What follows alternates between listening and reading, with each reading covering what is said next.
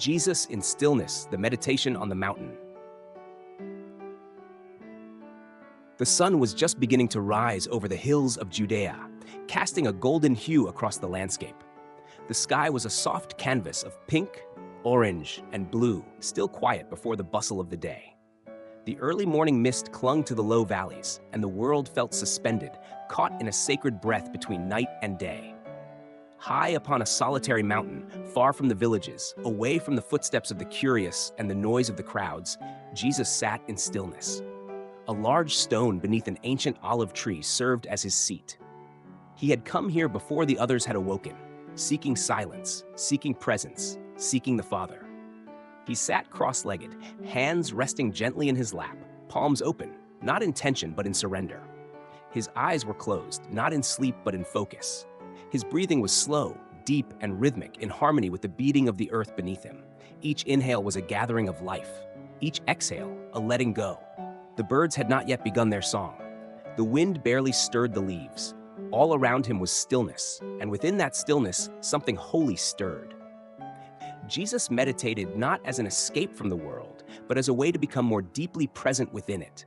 He did not try to empty himself, for he was already full, with love, with wisdom, with divine awareness. Instead, he opened himself, like a vessel, to the Father's presence. In the silence, he could hear more clearly, not with his ears, but with his soul. He heard the pain of the world, the cry of the poor, the sorrow of the lost, the anguish of those weighed down by sin and suffering. He heard them not as noise, but as a single aching melody, a prayer without words. And into that sound, he breathed compassion. With each breath, he offered peace. With each breath, he released judgment. With each breath, he called for healing, not only of the body, but of the heart, the mind, and the soul.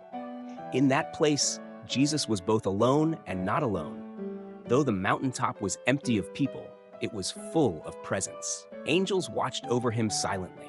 The Spirit moved like wind between the trees. Creation itself seemed to pause in reverence. A squirrel climbed a nearby branch and stopped to stare at him, sensing the stillness. A bird landed softly near his feet and did not flutter away. Even the insects made no noise. Time seemed to slow, and the moment stretched into eternity. His thoughts wandered, not in distraction, but in sacred reflection. He remembered his baptism in the Jordan, the water rushing over him, the voice of the Father echoing, "This is my beloved Son, in whom I am well pleased." That voice still resonated within him, a constant presence in moments of solitude. He remembered the faces of the people, the woman at the well, the blind man in the street, the leper who wept as he was healed.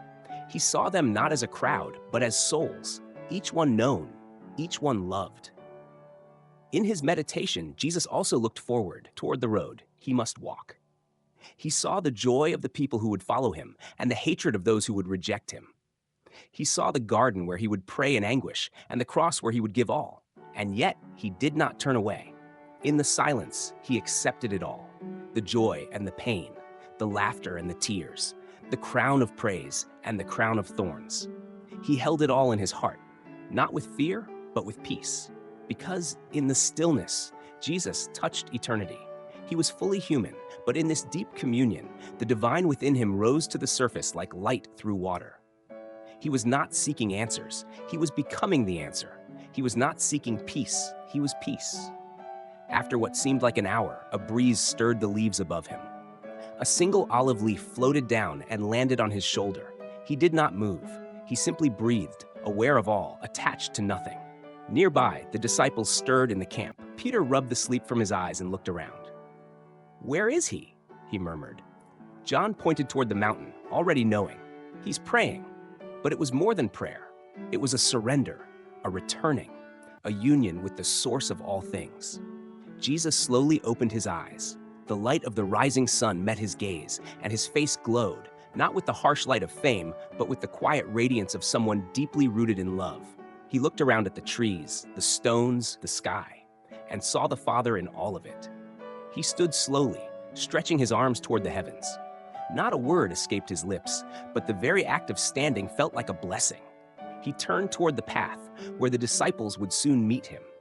And as he walked down the mountain, there was a lightness to his steps, not because the burden had been removed, but because it had been shared. In his stillness, he had remembered who he was. And now, He was ready again to remember who we are.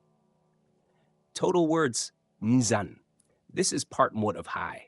Would you like me to continue with part Thai to complete the Hai Naizen word story? Let me know if you'd like.